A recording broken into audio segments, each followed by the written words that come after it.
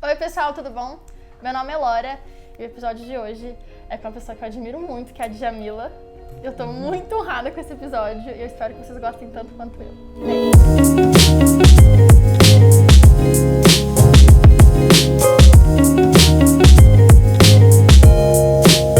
Djamila, você fez filosofia na faculdade e eu só conheço, acho que duas pessoas ou ninguém que faz filosofia. Não, eu conheço 2 meninos e são 2 meninos brancos que fazem filosofia.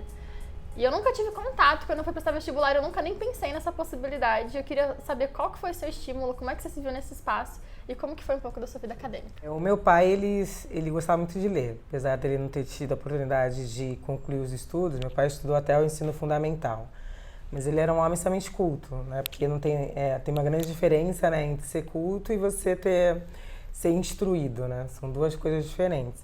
Então ele sempre lia pra gente, ele tinha muitos livros em casa e ele foi um dos fundadores do Partido Comunista em Santos, que é a cidade onde eu nasci.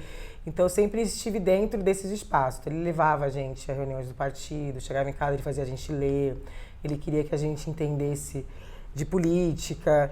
Então eu acho que isso que acabou me movendo para desde criança, desde adolescente, ler muito, conhecer já a obra de alguns filósofos na adolescência.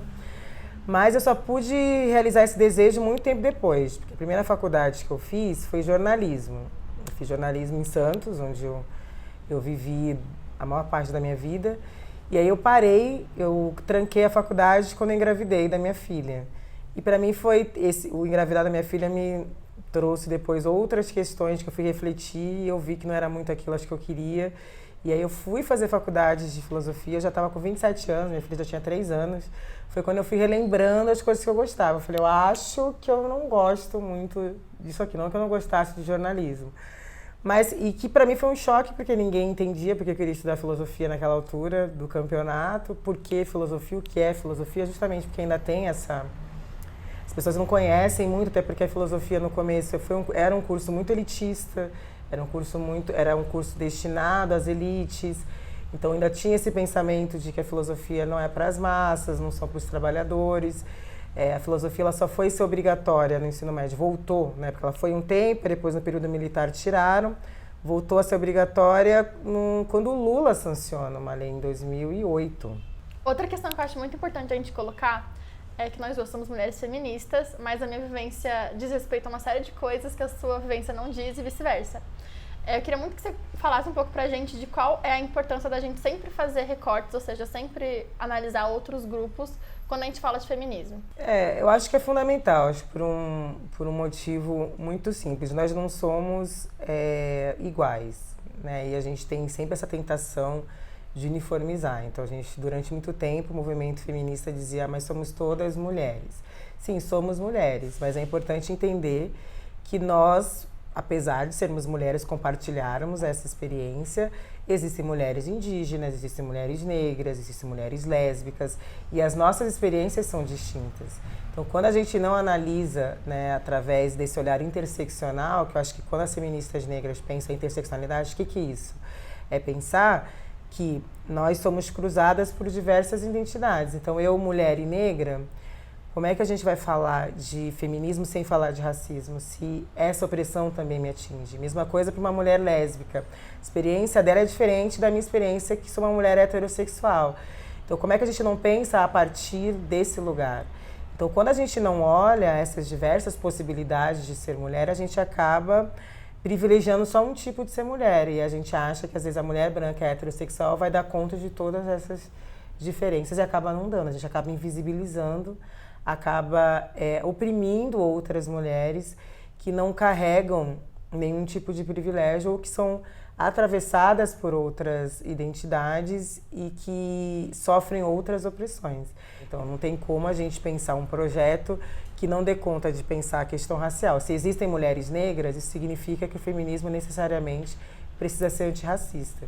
Se existem mulheres que são lésbicas, significa que o movimento feminista precisa necessariamente ser anti-LGBT-fóbico e assim por diante. Outra coisa que eu acho muito importante é que acho que quando o discurso foi pra internet, ele acabou se esvaziando muito, porque, enfim, quando as coisas se popularizam, elas perdem muito significado, perdem profundidade. E o feminismo digital virou muito uma coisa muito superficial, em que a gente não discute muito essas coisas com profundidade.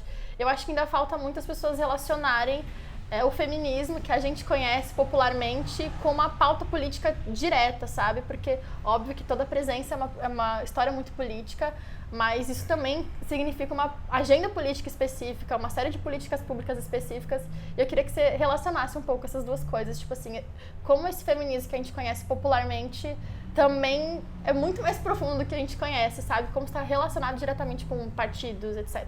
Primeiro, popularizou, tem dois lados disso, né? O lado ruim é que, de fato, se esvazia, as pessoas às vezes também acham que, sei lá, a militância digital às vezes é ficar atacando pessoas ou ficar expondo pessoas, tem esse lado, ou de esvaziar mesmo conceitos que são super importantes. Por outro lado, tem um lado bom que muita gente hoje sabe o que e está no debate público. Então, eu acho isso importante, as pessoas falarem disso, às vezes, nas suas casas, falar nas escolas, coisas que há uns anos atrás isso não acontecia. Então, tem um lado que é importante. Então, a gente precisa, de fato, conhecer, estudar, ler, não adianta, não dá para fugir disso. Porque aí, quando a gente faz isso, a gente vai entender que essas pautas estão diretamente ligadas à política. Né? Então as pessoas falam, mas eu sou... O que o movimento feminista tem a ver com política? Tudo, né? Porque o movimento feminista ele é um movimento político. Ele é um movimento necessariamente que surge para confrontar um sistema político que invisibilizava mulheres, que negava direito ao voto, que negava direito à humanidade das mulheres. Se a gente puxar na história do Brasil recente, há pouco tempo atrás, um homem... ele tinha a pena atenuada, ou ele podia sair em liberdade se ele matasse a mulher em defesa da honra. O que era isso? Era se ele pegasse a mulher, de repente, o traindo, era como se fosse autorizado. Há um pouco tempo atrás, na história recente do Brasil, um homem podia devolver a mulher caso ela não fosse virgem. Né? E a gente não percebe que essas coisas mudaram por conta da luta política das mulheres. Né? Então, se a gente tem, por exemplo, às vezes um presidente que tem um discurso e que a agenda dele é uma agenda que é contra, por exemplo, atendimento a mulheres vítimas de violência sexual, se a pauta dele não visa criar políticas públicas para combater desigualdades no campo da educação, do trabalho, a gente entende que esse presidente ele é antifeminista, ele está indo contra uma pauta, reivindicações históricas das mulheres de acesso a direitos. Então, se existem grupos na nossa sociedade que não estão acessando direitos, isso significa que alguma coisa está errada. Se a gente tem governantes que não estão pensando em políticas públicas de combate à desigualdade, esses governantes eles estão essencialmente sendo antifeministas porque eles não estão buscando, de fato, políticas que visem a emancipação das mulheres. Então não adianta dizer, eu votei naquele presidente, mas eu sou feminista. Para a gente não faz o mínimo sentido. Se a agenda de um partido ela não vem diretamente ligada às nossas pautas, em relação à saúde, violência obstétrica que as mulheres sofrem, a gente vive num país que a cada 5 minutos uma mulher é agredida. O Brasil é o 4º país em casamento infantil, ou seja, existem meninas casando e ficando num ciclo de exclusão, porque quando casam, ficam naquele ciclo que a gente chama da feminização da pobreza. Casa, tem filho, logo não vai conseguir estudar, logo não vai conseguir sair daquele ciclo de pobreza. A gente está no país que é o 5º em feminicídio, assassinatos de mulheres. Então a gente precisa de governantes que pensem em políticas públicas que visem o combate a essa violência contra as mulheres. Cada 11 minutos a mulher é estuprada no Brasil. Então se a gente se diz feminista, a gente precisa olhar quais são as agendas, quais são os programas de governo dos candidatos que a gente está votando para ver se esses programas vão necessariamente ao encontro das nossas reivindicações. Outra coisa que eu queria muito ouvir você falando é sobre lugar de fala. Porque na internet também rola uma deturpação de, tipo, não poder falar sobre alguma coisa porque eu não tenho vivência sobre aquilo. Queria que você explicasse melhor um pouco pra gente. O que é lugar de fala, resumidamente? A gente pensar que não tem nada a ver com a não poder falar sobre um assunto ou com vivência. Lugar de fala não tem a ver com vivência. Por que não tem a ver com experiência individual?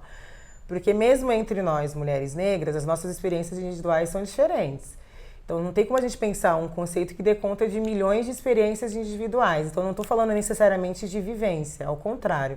eu estou fazendo um debate estrutural, que significa dizer, nós mulheres negras, nós estamos localizadas, um exemplo, socialmente, num lugar de vulnerabilidade, porque nós estamos sofrendo a tripla opressão, que a gente chama, os efeitos do capitalismo, do racismo e do machismo.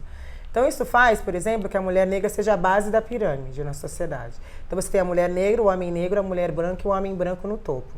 E esse lugar, qual que é o lugar social dos homens brancos? É o lugar de quem está no topo da pirâmide, né? Quem ocupa os maiores postos nas empresas, são os donos do meio de produção, são aqueles que são maioria na política institucional, são os que recebem o maior salário. Isso são pesquisas, estão lá no topo. Então isso significa que o Lugar de Fala está fazendo um debate sobre lugares sociais, entender como que os grupos são localizados socialmente. Nós, mulheres negras, por estarmos na base da pirâmide, isso faz com que a gente compartilhe experiências em comum, no sentido coletivo. Significa que mulheres negras são a maioria de vítimas de violência obstétrica, se a gente pegar lá as pesquisas. São as que mais sofrem violência doméstica, são as que estão apartadas dos sistemas educacionais. Os homens negros, quais as experiências que eles compartilham? Alta taxa de encarceramento, alta taxa de letalidade, né? A gente vive num país que a cada 23 minutos um jovem negro é assassinado.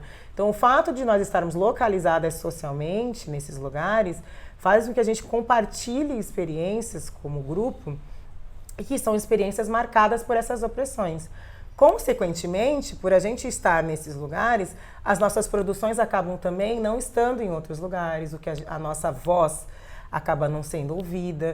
E quando eu digo voz, não é no sentido de falar, é no sentido de existência mesmo. A nossa existência é marcada por violências estruturais que façam que a gente fique num lugar de vulnerabilidade e, consequentemente, a gente não consiga acessar outros espaços. Eu sempre gosto de dar o exemplo da USP. Quando a gente chega na USP e olha, hoje no departamento de filosofia da USP, a Marilena Chauí se aposentou, acredito que só tem homens brancos professores. E aí quando a gente vai ao banheiro na USP, todas as mulheres que estão limpando o banheiro são mulheres negras, pobres, terceirizadas. E a gente não questiona isso, a gente naturaliza. A gente não entende por que só tem homens brancos dando aula e por que só tem mulheres negras limpando o banheiro. A gente naturalizou esses lugares.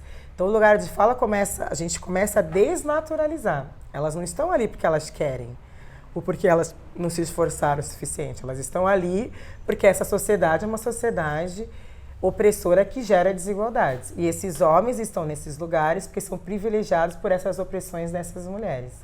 Então a gente precisa começar a questionar, desnaturalizar o nosso olhar, chegar nos lugares, por que não tem pessoas negras aqui, sendo que o Brasil é um país de maioria negra? Por que a maioria das pessoas negras vivem nas favelas? Por que quando a gente liga a TV, a gente não vê pessoas negras ocupando aqueles espaços? A gente tem que começar a questionar a origem social das desigualdades. Então, o Lugar de Fala faz a gente questionar isso. E quando a gente questiona isso, a gente vai entender por que quando eu fui fazer filosofia, eu não estudei nenhuma filósofa negra. Por que não me foi apresentado? Não dá mais para a gente aceitar que uma voz seja a voz que diga sobre todos nós. A gente precisa coexistir dentro desses espaços. Então, não é impedir ninguém de falar, é dizer, outras vozes precisam falar. Não é justo que só uma voz fale. Né? E para finalizar, a gente não pode confundir lugar de fala com representatividade. São duas coisas diferentes. Falem, mas entendam que tem grupos que historicamente foram impedidos e é necessário que nós coexistamos. Não dá mais para aceitar que uma voz determine todas as outras. Uhum. Lidando com tantas pautas que são tão densas, enfim, num período de governo tão violento, como você se cuida? O que você faz para você? Quais são os seus hábitos para cuidar da sua própria saúde mental? Hoje, o que eu faço? Eu pratico Kung Fu, que é algo que me deixa muito bem, não só fisicamente como mentalmente. Kung Fu a gente trabalha muito concentração, meditação. Eu medito também todos os dias e sempre procuro ter momentos para eu estar comigo mesma, que só seja eu, porque eu sou mãe também de uma adolescente, então também tenho outras demandas, mas sempre procuro ter os meus momentos que eu vou fazer só coisas para mim mesma, que seja, sei lá, ir tomar um café sozinha, ou seja, estar com as minhas amigas, ou seja, ler um livro que eu queria ler há muito tempo. Mas no dia a dia, a meditação, o Kung Fu e entender que eu preciso criar todos os dias momentos para sabe, esvaziar a mente. Dizer não também faz parte do meu autocuidado. Às vezes eu tô de férias, as pessoas me escrevem, mas você não vai falar sobre isso? Não, eu estou de férias. Eu também não vou dar conta de tudo. E aceitar que eu não vou dar conta de tudo e tá tudo bem. Gente, leia os livros da coleção Femininas Plurais, aquelas, né? Não, maravilhoso. A gente vai lançar o 7º agora, Apropriação Cultural. A gente já lançou 6, Lugar de Fala, Encarceramento em Massa, Empoderamento, Racismo Estrutural, Interseccionalidade, Racismo Recreativo. Onde as pessoas podem achar? Linguagem didática, acessível, são livros de bolso no site da editora Pollen, que é a nossa editora, nas livrarias, mas no site da editora Pollen. Na minha página do Instagram, Jamila Ribeiro 1, tem o link na minha bio que vai direto pros livros. Agora a gente também tem e-books. Então eu uso mais o Instagram hoje, se quiserem me seguir, Jamila Ribeiro 1, mas leiam os livros da coleção, que eu acho que é importante a gente se munir de conhecimento para ir para o debate público mais preparado. É isso, muito obrigada, foi um prazer enorme. O prazer é meu.